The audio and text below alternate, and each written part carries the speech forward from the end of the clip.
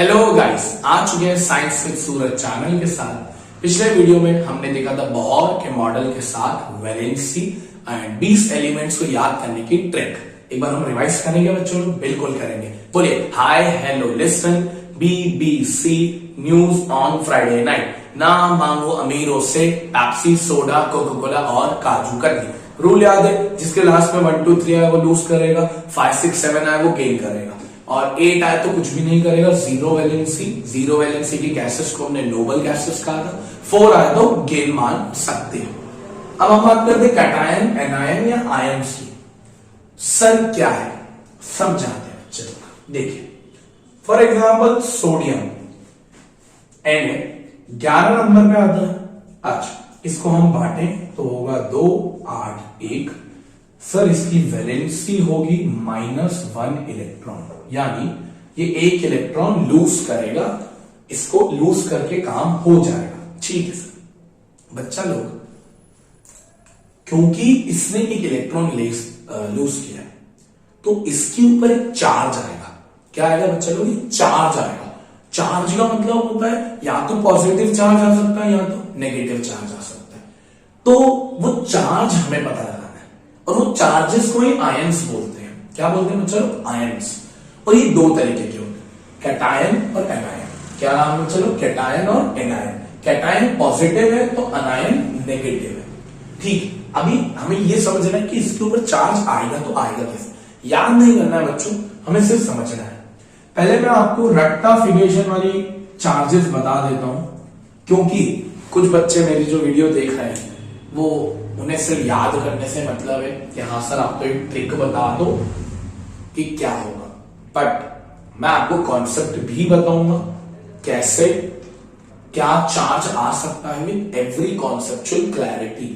देखिए सिंपल सा रूल, जिसकी वैलेंसी, पहले रट्टे वालों को बता देना है, जिसकी वैलेंसी माइनस में होती है यानी जो लूज करता है, उसके ऊपर जो चार्ज आएगा वो पॉजिटिव आएगा, और जिसकी वैलेंसी गेन की होगी उसके ऊपर जो चार्ज आएगा वो नेगेटिव आएगा, अपोजिट। जिसके ऊपर वैलेंसी लूज में तो उसके ऊपर चार्ज पॉजिटिव आएगा, जिसकी वैलेंसी पॉजिटिव है गेन कर रहा उसके ऊपर चार्ज नेगेटिव आएगा। देखिए अभी सोडियम चचा हमारे -1 कर रहे हैं तो सोडियम चचा के ऊपर प्लस का चार्ज आ जाएगा, क्योंकि बता ना लूज करने वाला चार्ज ले ले। एक और समझाता हूं, मैग्नीशियम 12 नंबर पे आएगा, 2 8 2 वैलेंसी -2 इलेक्ट्रॉन्स, तो Mg2+ हो जाएगा, क्योंकि 2 इलेक्ट्रॉन्स लूज हुए तो चार्ज पॉजिटिव आ जाएगा।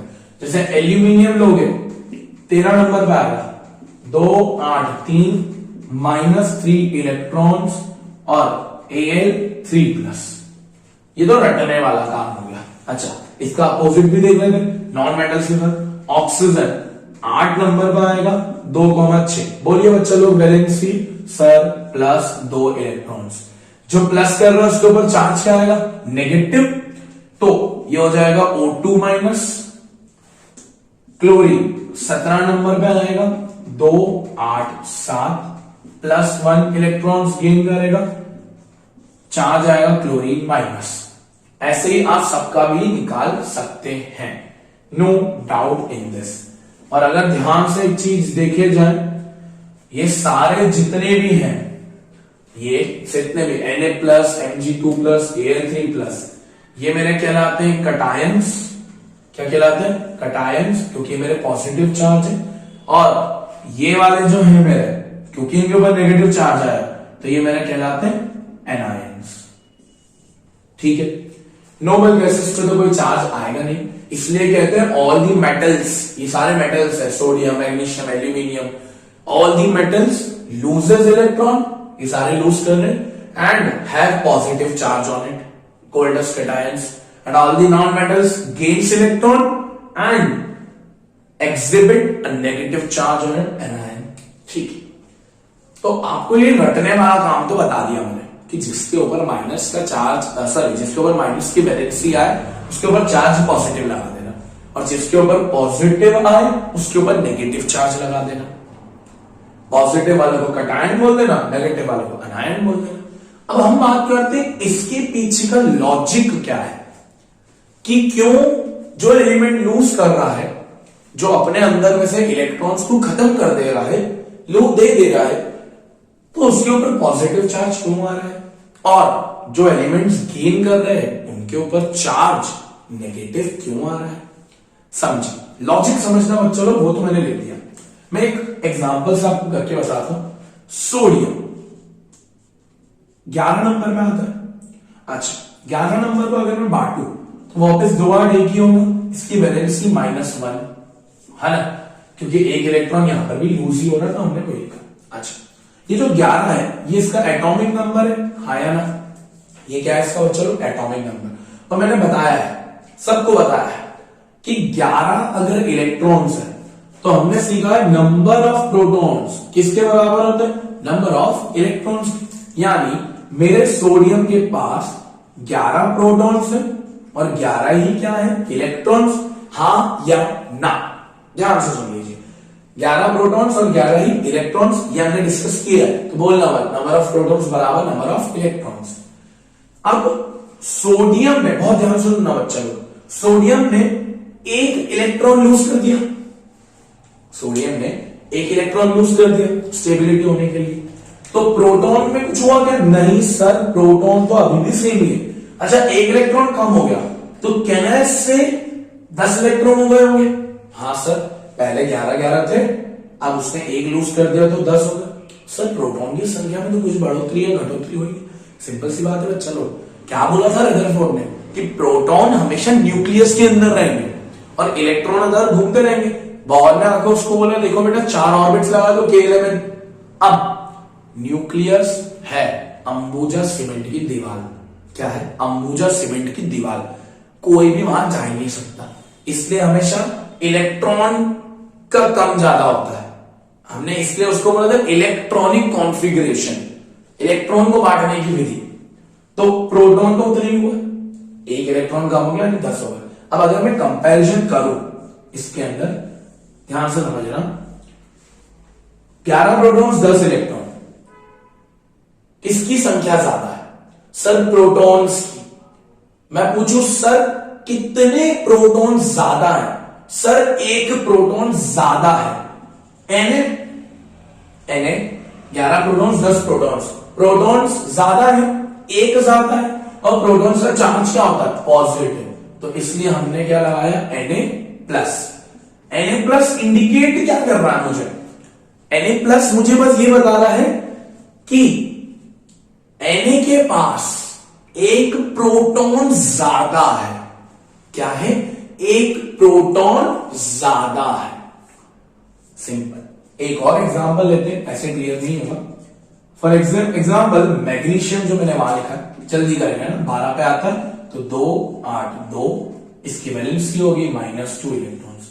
चलो 12 पे आ रहा है तो 12 प्रोटॉन्स और 12 ही इलेक्ट्रॉन्स, आया ना, 12 प्रोटॉन्स और 12 ही इलेक्ट्रॉन्स। अब 2 इलेक्ट्रॉन्स लूज कर दिए तो 12 पहले थे, अब कितने हो गए होंगे, 10। अब कंपैरिजन करो, देखो प्रोटॉन और इलेक्ट्रॉन में कौन ज्यादा है, सर प्रोटॉन। कितने ज्यादा है, सर 2 ज्यादा है, तो Mg 2+ है नहीं, 2 प्रोटॉन्स उसके पास ज्यादा है ना भाई, कंपैरिजन किया तुमने, 2 प्रोटॉन्स ज्यादा है, तो देखो इसलिए वहां पर 2+ चार्ज आया था।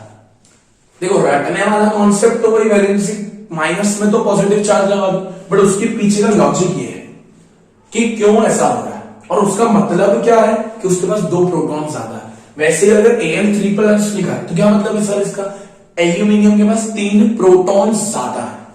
तो क्या सर हम ऑक्सीजन और क्लोरीन में भी ये चीज कर सकते हैं, हाँ सर बिल्कुल कर सकते हैं।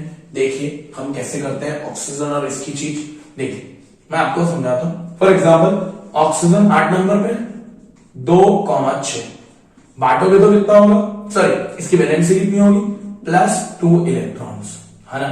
अच्छा अगर ध्यान से समझे, ऑक्सीजन का नंबर है 8, तो इसके पास प्रोटॉन्स कितने होंगे, 8, इलेक्ट्रॉन्स भी कितने होंगे, 8। अब 2 इलेक्ट्रॉन्स गेन कर लिए, प्रोटॉन्स तो सेम ही है, अंबुजा सीमेंट, 8 इलेक्ट्रॉन थे, 2 गेन कर लिए तो कितने हो गए, 10 इलेक्ट्रॉन। कंपैरिजन करो ध्यान से, ध्यान से कंपैरिजन करो, 8 प्रोटॉन्स और 10 इलेक्ट्रॉन्स, कौन ज्यादा है? सर इस बार इलेक्ट्रॉन ज्यादा है। कितने ज्यादा है? सर 2 ज्यादा है। इलेक्ट्रॉन का चार्ज क्या होता है सर? नेगेटिव। तो O2 माइनस, यहां पर भी यही लगा था O2 माइनस। क्या मतलब है इसका? कि सर ऑक्सीजन के पास 2 इलेक्ट्रॉन ज्यादा है। क्या है बच्चा लोग? 2 इलेक्ट्रॉन ज्यादा है। ये होता है इसके पीछे का लॉजिक एंड कॉन्सेप्ट। जिनको लॉजिक नहीं पढ़ना वो ये याद रखिए कि जो लूज कर रहा है उसके ऊपर पॉजिटिव चार्ज आएगा, जो गेन कर रहा है उसके ऊपर नेगेटिव चार्ज आएगा। ये विदाउट लॉजिक वाला खेल है कि जो लूज कर रहा है वो पॉजिटिव चार्ज, जो गेन कर रहा है वो नेगेटिव चार्ज। पॉजिटिव चार्ज को कैटायन बोल रहे हैं, नेगेटिव चार्ज को अनायन बोल रहे हैं। बट उसके पीछे का लॉजिक ये है। क्लियर है बच्चा लोग? अगर लॉजिक क्लियर है तो प्लीज इस वीडियो को लाइक कर देना। आपको अगर समझ में आया कि what is the logic behind this, तो बहुत बढ़िया बात है। चलिए नेक्स्ट वीडियो में हम अब बात कर जाएंगे मॉलिक्यूलर फॉर्मूला के। अब अगर आपको वैलेंसी, कैटायन, एनायन का कॉन्सेप्ट समझ में आ गया है तो आई एम वेरी प्रिविलेज कि आपको ये चीज समझ में आई है। एंड मैं थैंक्स बोलना चाहूंगा आपको कि आपने सिंसियरली इतना सुना है, सिंसियरली वीडियोस देखी है। तो मेरे अकॉर्डिंग नेक्स्ट लेक्चर में अब हम मॉलिक्यूलर फॉर्मूला पे मूव कर पाएंगे अच्छे से। So thank you for watching this video. Radhe Radhe.